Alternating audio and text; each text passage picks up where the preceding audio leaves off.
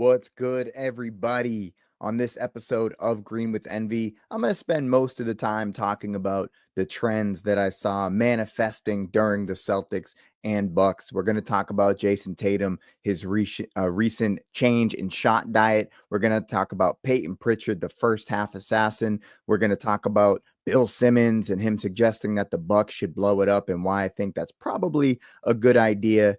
And then I'm just going to give some musings about life. It's just me today. Will is still in Ireland, but that's okay. I'll hold it down for you. Everybody, let's lock in.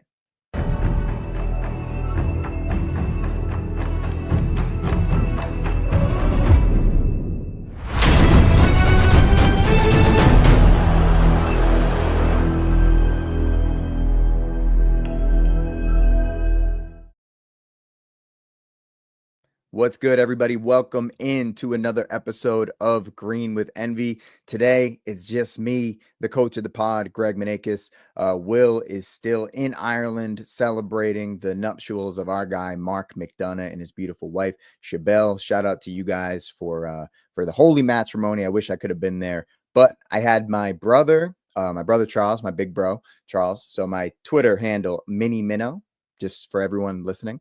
My brother, his nickname in high school was Minnow. So my nickname was Mini Minnow because we were on the same basketball team. We were the starting backcourt together. So he was a starting point guard. I was a starting shooting guard. When I was a sophomore, he was a senior. And I was just like a miniature version of my big bro.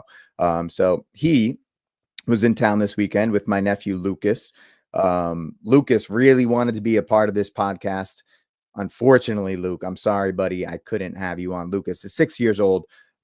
He had a lot of thoughts he wanted to give about the Celtics and about the Bucks and how the Bucks stink. Pretty much that's what he said. The Bucks stink and the Celtics are good. But without further ado, I'm going to get into my my thoughts on the game. We're going to take a look at some plays. I'm going to share screen. We'll take a look at some plays. We'll compare the Celtics offense and the Bucks offense on a couple of plays just to talk about how our processing and our cohesion as a unit is just so much more like advanced than what the Bucks are able to do at this point, and why I think the Bucks probably do need to make a pretty significant change. Okay, so let's talk a little bit about the Celtics and Bucks game. Let's see. First thoughts I want to share, just to kind of recap for those of you that may have missed it, or if you just want to relive the game. Just remember, in that first quarter, the Bucks really came out on fire, but it was with unsustainable offense, right? So Taurean Prince had multiple three-point shots. Giannis had his first three-pointer of the entire season in that game. But just in general, they didn't really have enough depth throughout the game to generate that efficient offense. So in the first quarter, the Bucks had 40 points. They were 14 to 22 from the field, 5 for 9 from three. Giannis is out there, man on a mission, and it feels like, maybe this is one of those games in which the Celtics are just going to get blown out, doors blown off right from the very beginning, just like last year in Milwaukee. But it just didn't happen that way. Obviously, they're missing Chris Middleton a lot.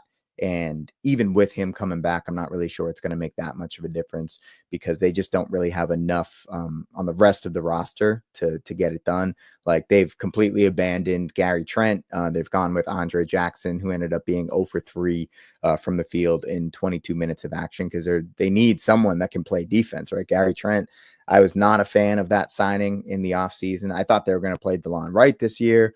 He's been getting DNPs up and down the season. So the Bucks, they were really struggling. They end up, let's just go over some box score numbers. Giannis was a beast, obviously. 40 minutes of action, 39 minutes of action, 18 to 29 from the field. He had 43 points, 13 rebounds, 5 assists, 2 blocks. And this is an unfortunate trend for Giannis that he's just putting up these Superman numbers, and it all for naught. The Bucks 2 for 8 on the season. 2 wins this at this point in the season. You understand why people like Bill Simmons are calling for the Bucks to blow it up. Look around the rest of their team. Damian Lillard had a really tough game, 4 for 15, 1 for 8 from 3. The only three-pointer that he hit was a miracle runner at the end of a shot clock off a broken play. Dame couldn't even be the foul merchant that he normally is. He had that one play that he normally gets 3 free throws on coming off the screen where he stops and lets the person trailing him, the lock and trail defender, run into him. Didn't get that call in this game. The foul merchant was unable to cry his wares in this game. So he ends up with 14 points, four rebounds, 6 assists, 3 steals. So if you look at the box score, you think, oh, Dame had 3 steals, probably had a good game on defense. He did not. He was getting torched. The Celtics took advantage of his size or lack thereof throughout the entire game, and they just hunted him. Bobby Portis finally had a decent game for the Bucks. He's been struggling all year. 15.7 rebounds. There was that one quarter, I think it was the second quarter, where Portis just completely dominated the glass. Let's see, Brook Lopez didn't really do much in this game. In the second half, Brook Lopez was scared to shoot. If he's not going to shoot the 3 and shoot it reliably, then I don't know what he's doing on the offensive side of the ball. He's not taking advantage of people in the post. He was unable to run dribble handoffs with people. Maybe it was on him. Maybe it was on the AJ Greens of the world, not really understanding the spacing. But the Bucks offense was just a mess in the second half, and I think Lopez was definitely a part of that. Let's see, AJ Green. I was actually rather impressed with AJ Green. I thought he's a pretty solid player. I haven't watched much of him. Funny, I was watching the game with my brother who had never seen AJ Green play before. And when Green was on the court, he was obviously surprised that AJ Green, with that name, with a cool name like that, was a white guy, was a white shooter. That was just a funny little moment. He was like, oh my God, AJ Green is white. Yeah, AJ Green's white, but that white boy can play. 4 for 6 from the field, all 3-point shots. I really like how he moves. I think he's really intuitive player. I think if they insert him and elevate him in his role, maybe they can find something there. I just don't think it's enough for the Bucks to actually have a sustainable professional offense moving forward. So shout out to him. They went to Ryan Rollins at one point for defense, athleticism, had that one. He actually had 3 blocks in this game, but he had that one highlight reel block. Pat Connaughton only getting 13 minutes. When you think back to that Bucks team in the finals, Connaughton was a huge part of that finals team.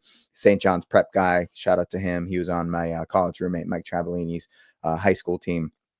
And, Connaughton at this point doesn't really seem to have an NBA game. So, he had a good career. St. John's prep kid, shout out to you. All right. Other things just to talk about. Dame really struggling. I think a lot of that had to do with the Celtics' just attention to detail in this game, starting with Jaylen Brown. I think Jaylen taking up the mantle to be an all-defensive player and guarding people full court. We saw this a couple of years ago. He did it against James Harden, obviously, very famously did against Luka Doncic in the NBA Finals. But in that game against the Bucks, picking up Dame full court, I think it really wore on Dame. And I think Dame really showed that he's my age, mid-30s. It's really tough to go up against athletic freaks in your mid-30s. And Dame was struggling all night with JB hounding him. And anytime he got JB off of him, oh, sorry, I don't have JB on me, but I have Drew Holiday on me. I have Derek White on me. I have Jayson Tatum switching out and contesting high and 3-point shots. It's not going to work out for Damian Lillard. He was, as I mentioned, was unable to do his foul merchandising. So Dame really struggled, but I wanted to give a shout out to JB in that game for his effort. Let's see. Other things I wanted to talk about here. Let's go into some plays, right? I do want to talk about the Bucks probably needing to make a trade. Before they make that trade, they got to decide if Middleton's return is going to be enough of a difference to be a title contender. I just don't see it happening. Early in the season, I was still hopeful that the Bucks would turn it around because I'm a Giannis fan. I hate Dame. I really don't like watching Dame play, but I don't know if you could tell me calling him a foul merchant. But, with Middleton's return, is that going to be enough? It solves the shooting issue. It solves a little bit of a creation issue, but it does not solve the fact that they don't have any defenders on that team outside of Giannis and Brook Lopez. So shout out to Bill Simmons. He suggested that the Bucks blow it up and they trade Giannis as soon as possible. The deal to the Rockets, I think, makes more sense than the deal to the Nets. Nets won again last night. I think the Nets are now over 500, playing good basketball. Jordy Fernandez doing a good job there. All right. So a couple things I wanted to talk about in this game. Some trends. Let's see. So first of all, I want to talk about Jayson Tatum. Let me just pull up my screen here. And Jayson Tatum's shot diet. So let me just make sure I got the right screens pulled up. Yeah, I do. Okay. Let's go to, let's see, what view do I want to use here? Let's use this view. All right, we're going to zoom in here. So right now, for those of you that are listening on the podcast audio, I would recommend for the next, 15 minutes or so that you go to our YouTube channel and you take a look at what I'm showing on the screen, because I'm going to have some plays pulled up. I'm going to have some graphics pulled up. So I think the next 10 to 15 minutes or so would make more sense as a visual medium. So go ahead and check that out. All right. So what I have pulled up here, one thing I've been noticing about Jayson Tatum over the last 5 games has been a change in how he's getting his shots. So what I actually have pulled up here are Jayson Tatum in 5 games in October. Okay. So if you look up here, this is just NBA.com if you're interested in how I found this. So on NBA.com, it's very easy just to go to the stats page. You go to tracking, shot stat dashboard, and you can take a look at this. And I just changed the filter here to October. So if you want to do your own research. So one thing I've been noticing a lot out of Tatum is just the way that he's getting his 3-point shots. All 4 of his 3-point makes against the Bucks were off catch and shoot actions. So this is Jayson Tatum in the first 5 games of the year. Let's zoom in just a little bit more here. Try and fill out the whole screen. There we go. All right. So first, the 5 games in October here, you can see I'm looking at the 3-point field goal attempts. So the frequency, what this means is just how many of his 3-point shots are off of the general range. So catch and shoot, the first 5 games, Jayson Tatum, 12.4 frequency. So 12.4% of his 3-point shots, or his jump shots, I believe, of his jump shots were catch and shoot 3-point shots. He was shooting 30.8% on those. For pull-ups, 45%. This is, remember the Knicks game, he was on fire on those pull-ups.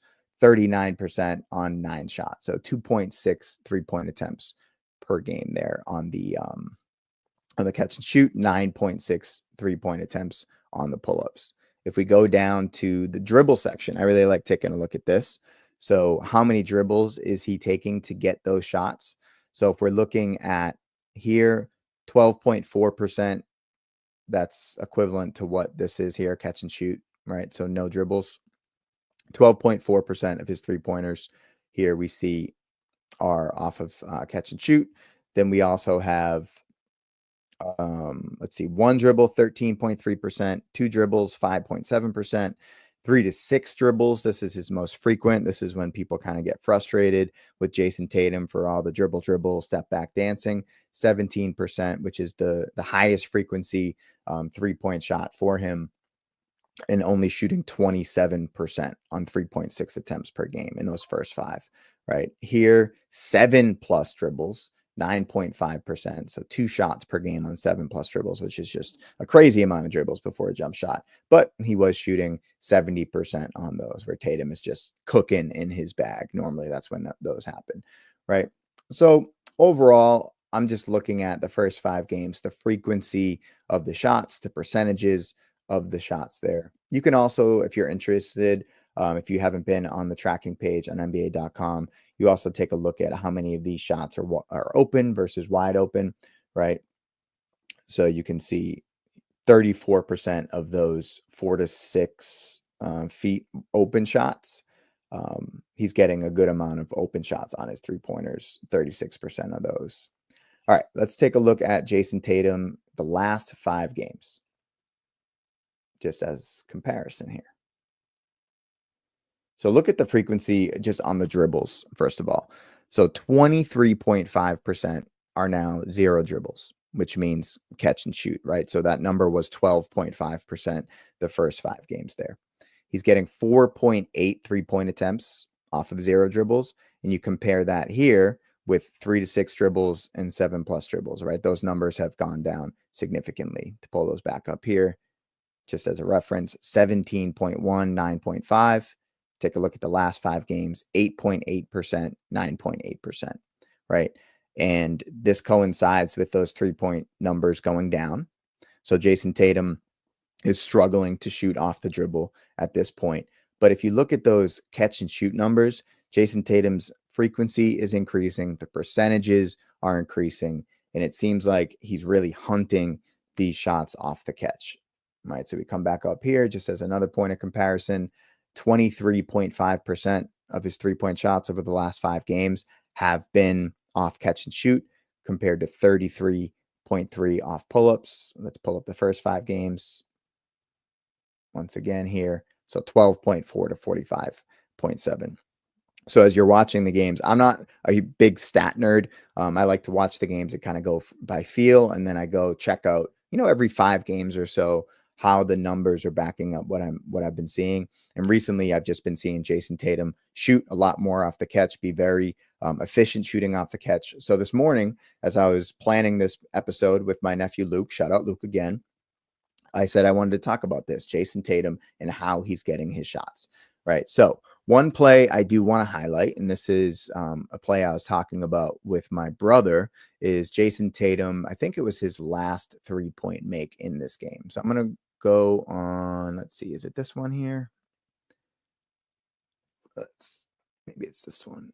Okay. So this is Jayson Tatum's last 3-point shot. No, this one is the wrong one. Sorry, guys. So we'll just talk about this play while it's up here.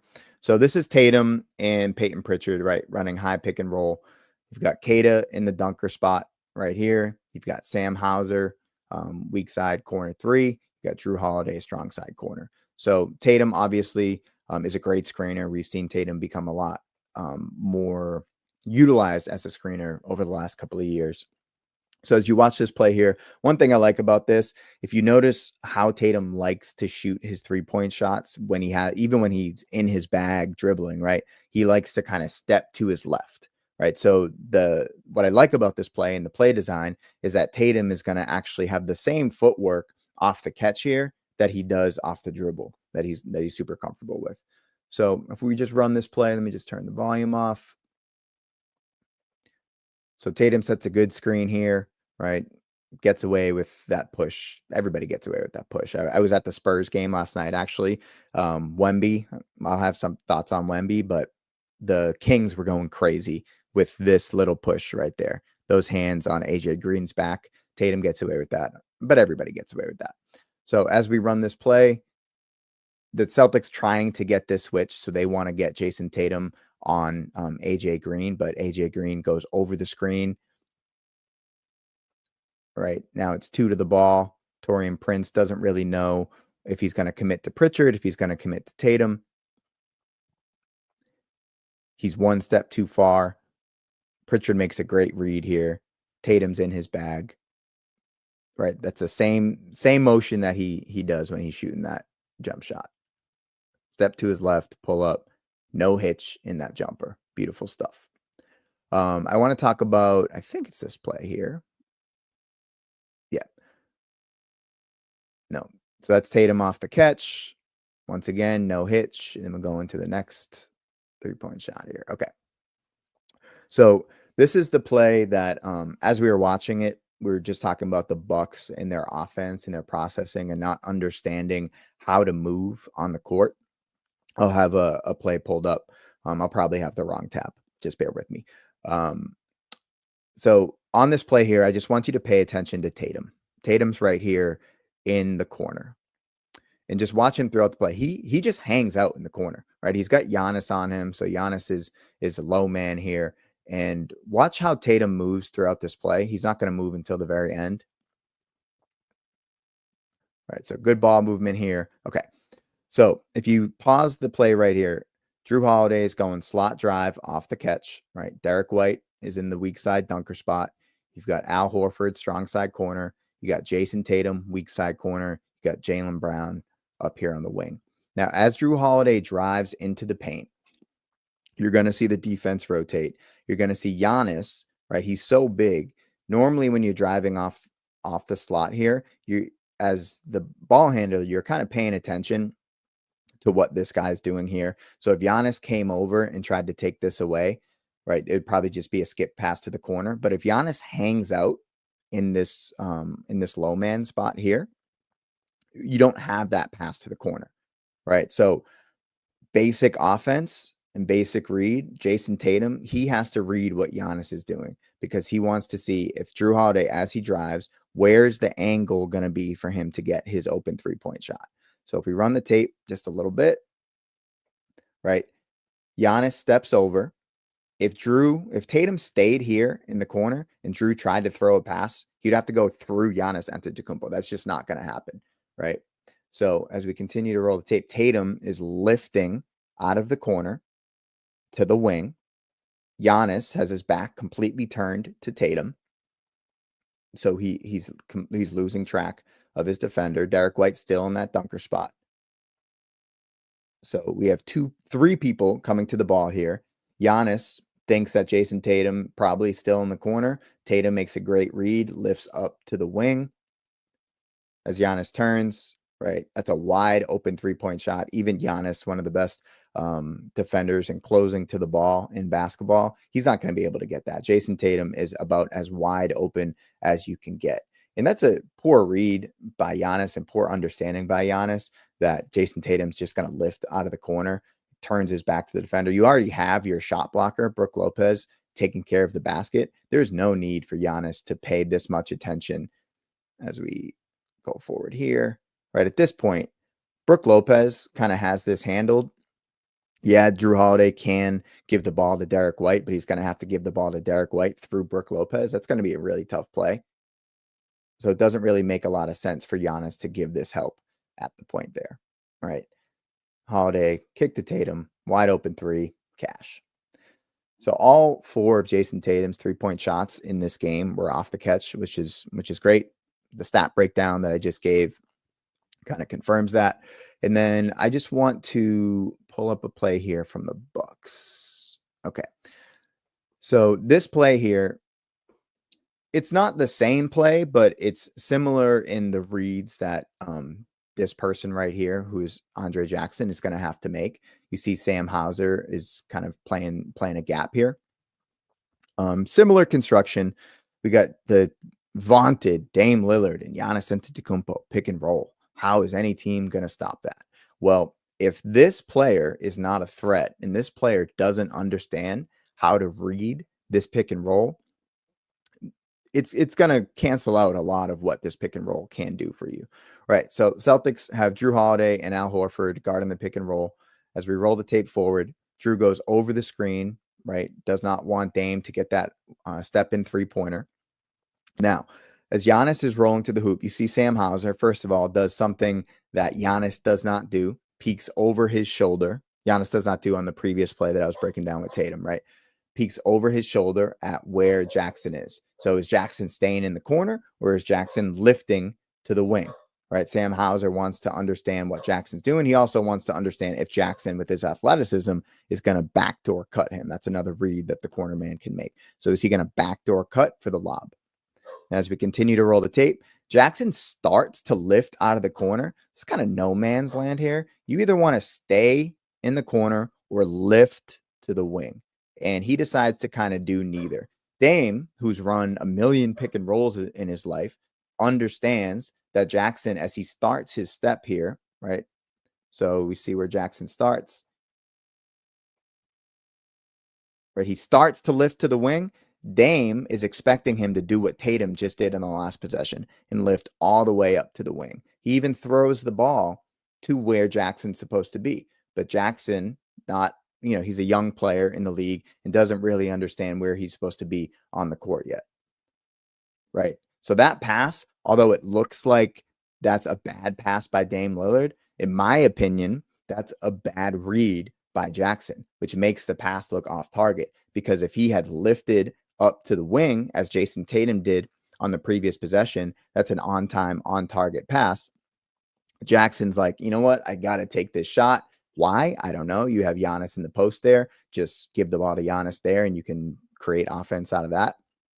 Jackson takes the shot, misses poorly, right? And the thing about this Jackson shot, he was 0 for 3 from the field, and he's on the court for his defense. But if that's the level of shot you're going to get, and if that's the level of read you're going to get from that corner man, he can't be on the court.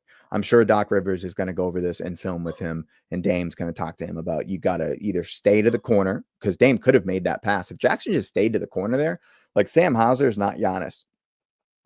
There are plenty of times in a game that this point guard can make this pass to the corner if this is where the defender is, right? You don't need necessarily to lift off the wing here. You can, and that's a read that people will make, but he could just stay corner here, and Dame could just make that skip pass over the top left hand, right, to Jackson in the corner there. All right. We are 25 minutes in here. What are some other things I wanted to talk about in this game? I did want to talk about Payton Pritchard a little bit, because Payton Pritchard was the reason why the Celtics were in the game in the first half. But I have some comments here.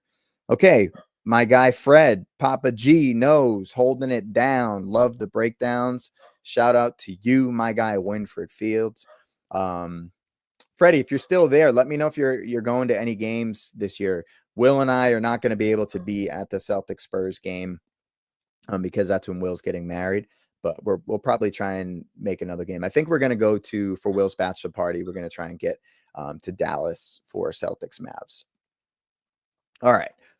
Let's see. The unfortunate thing about these breakdowns, guys, is this is live on YouTube. Obviously, when you do film like this, you can't monetize the video, but I love doing film. I would do film all the time if it made sense for our YouTube channel and monetization. But I'm going to try to do more of these breakdowns so that we can at least have content up on the YouTube page that people like, and hopefully that increases the subscribers. So make sure that you're telling people about this page. It'll increase the subscribers. Obviously, I'm not asking for a tip, but you can always give a tip like some people do during our breakdowns. And then more subscribers we get, the more we can monetize the channel, so on and so forth. All right, let's see. I wanted to talk about Payton Pritchard, though. So Payton Pritchard, I think this is Pritchard here. Yes, this is Pritchard. All right. So we're going to take a look at Payton Pritchard's three-point shots and his three-point makes. And apologies if you can hear my dog, Billy, barking.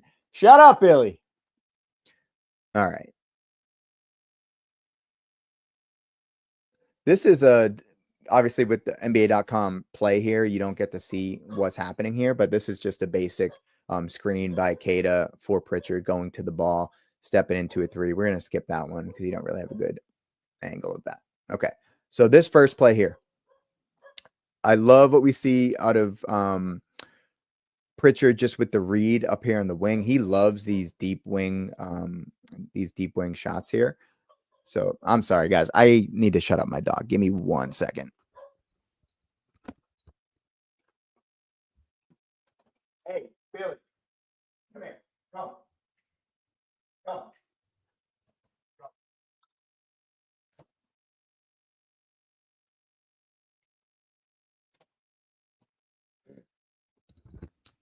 Peak content right there. Yeah. Billy is a barky little bitch. Okay. So on this play right here, I was actually distracted. I didn't want to talk about that play. All right. This play right here. So they run this play for Tatum a lot. And I really like about this because Pritchard is in a Tatum role. The fact that you can get Pritchard in the Tatum spot here is pretty unbelievable. So they run a little like Ricky action, I think is the best way to describe it. So the Ricky action is when an off-ball defender is going to use the same screen twice, right? So you'll see Pritchard use Cornet to come down here into the nail area and then use the same screen to come back out. And if you're someone who understands the terminology better than I do, feel free to correct me. To my knowledge, that's a Ricky action. All right, so Pritchard uses the Cornet screen, right? And then he uses the screen again, little V cut, to come off the Cornet screen. This is run for Tatum a lot. And at this point right here, right, Rollins is stuck on Cornet. Good screen by Cornet. Pritchard stepping into space. Bobby Portis is playing the role. So the only guy that can really make an impact on Pritchard is Pat Connaughton right there. So he could, if he wanted to, So if you just think about Pat Connaughton's processing here, I could go stop Payton Pritchard. I could stay, kind of play in this area, stunt at Pritchard, which is what he does. He stunts at Pritchard, so he doesn't want to leave D White. He could rotate. So Pat Connaughton could rotate, which would leave AJ Green playing 2, where AJ Green would have to decide Derek White or Sam Hauser. So are you serious? Derek White, catch and shoot?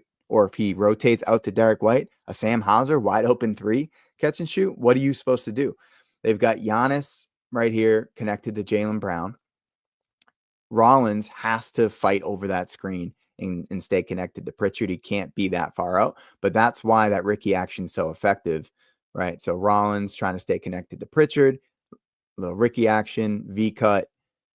Pritchard does a good job with his hands getting Rollins off him, right?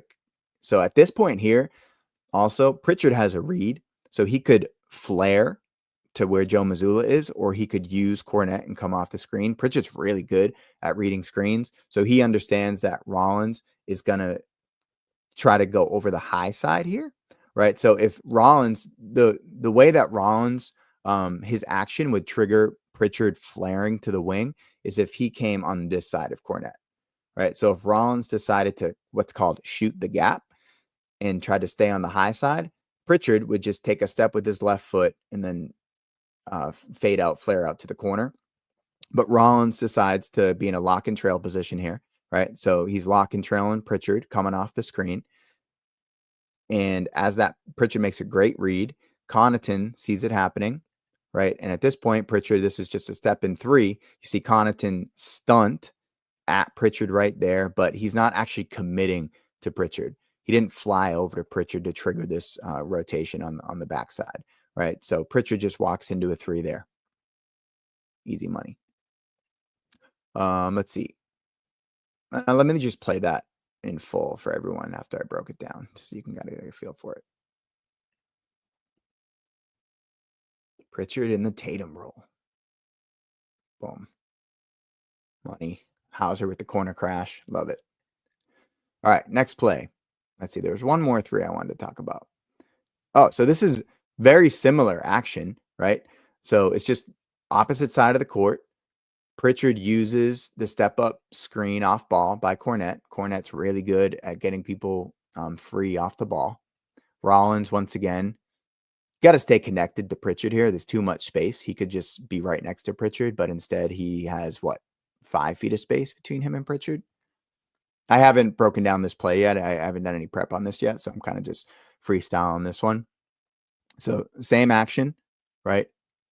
Ricky action, but on the left wing instead of by the nail. So Pritchard could here, obviously, he has options. He can cut to the basket. He can continue to the corner. Cornet can step up and screen Connaughton to get Derek White a walk-up 3. You got Sam Hauser in the corner there.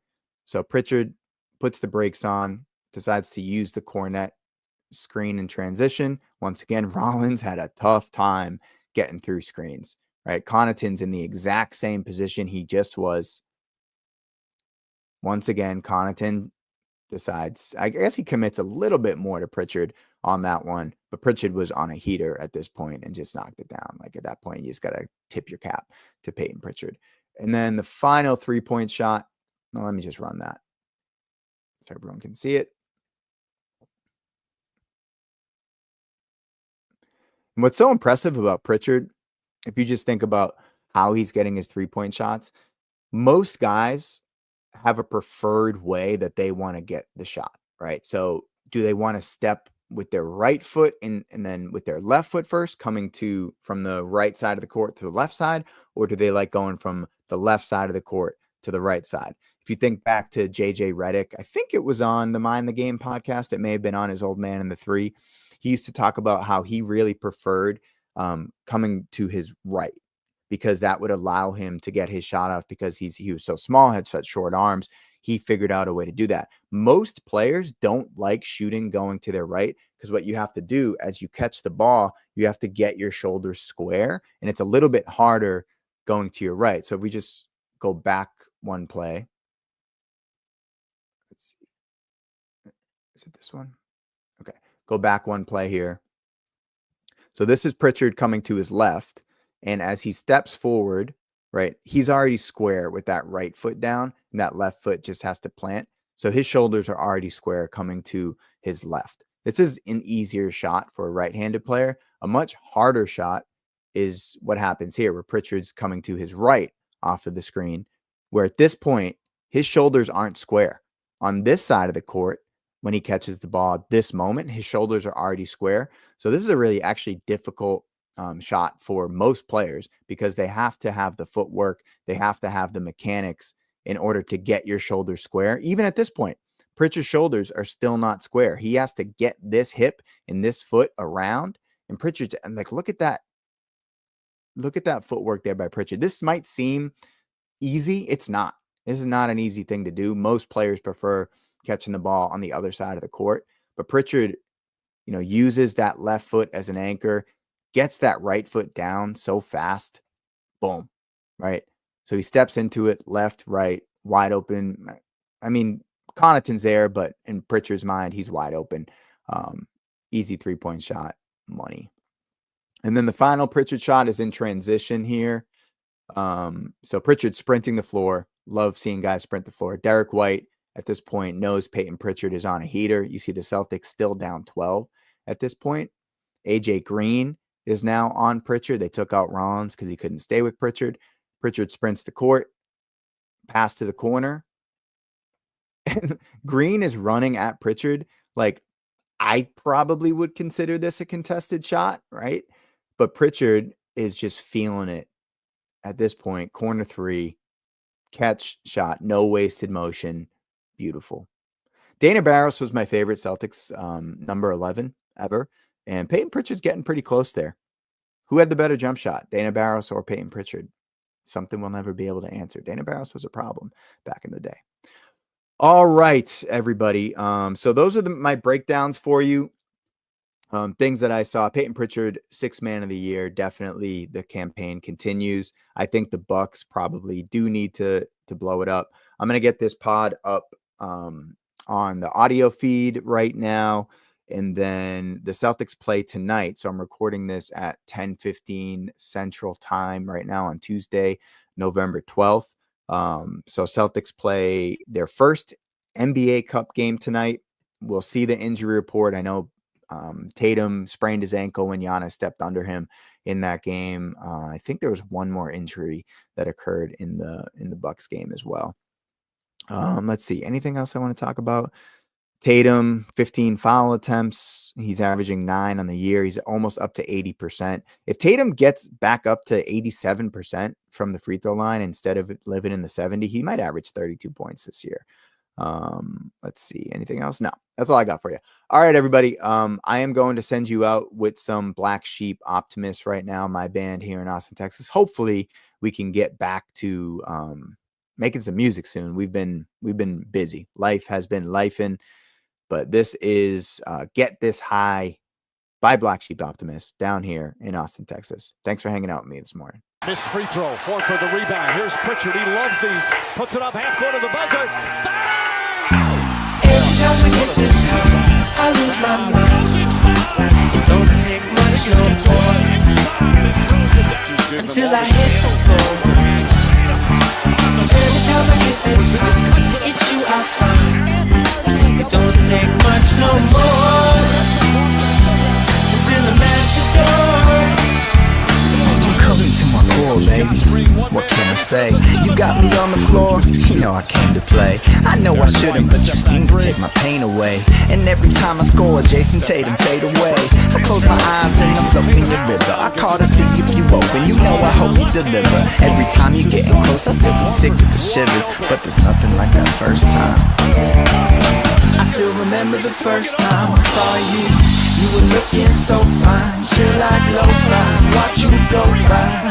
It was all I could do to say hi. I still